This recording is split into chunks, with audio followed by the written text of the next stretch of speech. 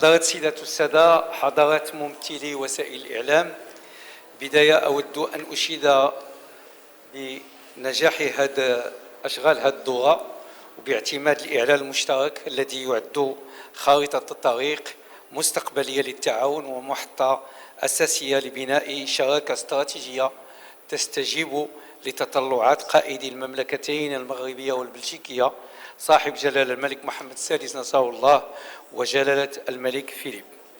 لقد شكل هذا اللقاء فرصة مهمة لاستعراض وتقييم حصيلة العلاقات الثنائية والتوقيع على مجموعة من آليات التعاون المستقبلي لإرساء شراكة فاعلة.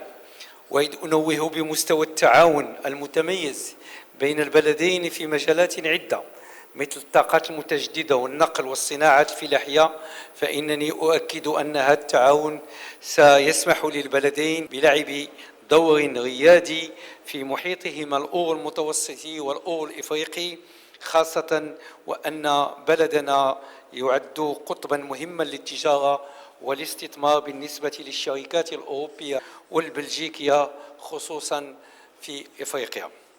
ويعد انعقاد منتدى الأعمال المغربي البلجيكي يوم غد في الدار البيضاء فرصة لبلورة وتطوير مشاريع مشتركة واستكشاف فرص الاستثمار المتوفرة لدى البلدين، لا سيما استفادة الشركات البلجيكية من ميثاق الاستثمار الجديد واستثمار إمكانات المغرب في مجال الهيدروجين الأخضر وكذا المشاريع المهيكلة المبرمجة في أفق تنظيم كأس العالم 2030. ونحن نحتفل بالذكرى 60 للتوقيع على اتفاقية التشغيل الثنائية بين المملكتين. لا بد أن أشير بالدور الذي تلعبه الجالية المغربية ببلجيكا كفاعل أساسي في الشراكة المغربية البلجيكية ومساهمتها في تقارب الشعبين الصديقين.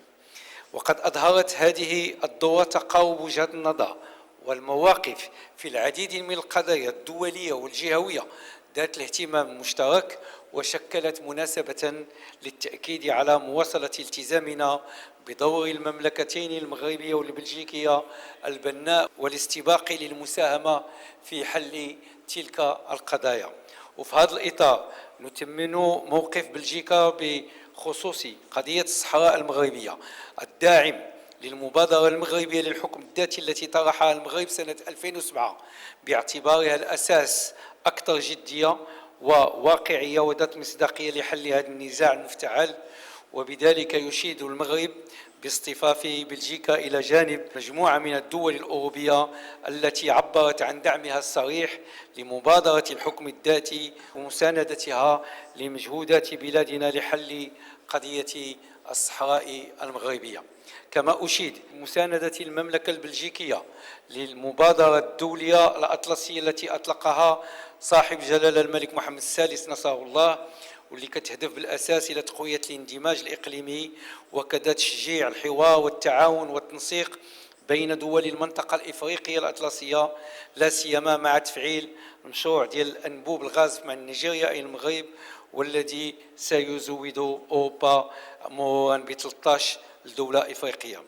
كما ستمكن المبادرة الملكية من مواكبة دول الساحل في إيجاد حلول للأزمات والتحديات التي تواجهها عبر تسريع اندماجها الاقتصادي والاستفادة من البنى التحتية والمشاريع المهيكلة التي توفرها هذه المبادرة عبر الولوج إلى المحيط الأطلسي. أود في الختام أن أتقدم بالشكر لمملكة بلجيكا على التزامها بدعم وتعزيز الشراكة الاستراتيجية بين المملكة المغربية والاتحاد الأوروبي وتفاعلها الإيجابي للدفاع عن هذه الشراكة واستمرارها. كما أؤكد أن المملكتين تتقاسمان نفس التوجه في العديد من القضايا خصوصا فيما يتعلق بالأزمة في الشرق الأوسط. وأغتنم هذه المناسبة للتأكيد على موقف المملكة المغربية الثابت من عدالة القضية الفلسطينية بقيادة جلالة الملك نصره الله رئيس لجنة القدس، والرامي إلى الوقف الفوري والشامل والمستدام للحرب الإسرائيلية على غزة وضمان حماية المدنيين وعدم استهدافهم وإيصال المساعدات ورفض أي محاولة لتهجير الفلسطينيين بالقوة.